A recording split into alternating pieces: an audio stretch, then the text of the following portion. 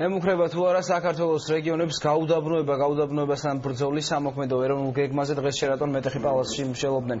შეხვედრას საქართველოს გარემოს დაცვის მინისტრის დაესწრო.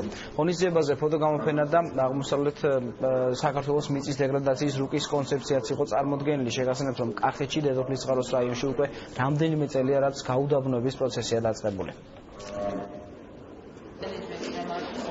გაუდაბნოების წინააღმდეგ ბრძოლის საერთაშორისო დღეს მოხდა განხილვა დოკუმენტის, რომელიც სამოქმედო დოკუმენტია, ეს არის გაუდაბნოებისა და მიწის დეგრადაციის წინააღმდეგ ბრძოლის სამოქმედო პროგრამა, სახელმწიფო პროგრამა, რომელიც დასრულდა და განხილვა მიმდინარეობს დღეს. დღევანდელი ჩვენი შეხვედრის მიზანი გახლავთ გაუდაბნოებასთან ბრძოლის მეორე მოქმედებათა ეროვნული პროგრამის შემუშავება. ამ პროგრამის შემუშავებაში აქტიურად მონაწილეობდნენ როგორც სამთავრობო, ასევე არასამთავრობო სექტორის წარმომადგენლები, სამეცნიერო და ადგილობრივი ხელისუფლების წარმომადგენლები.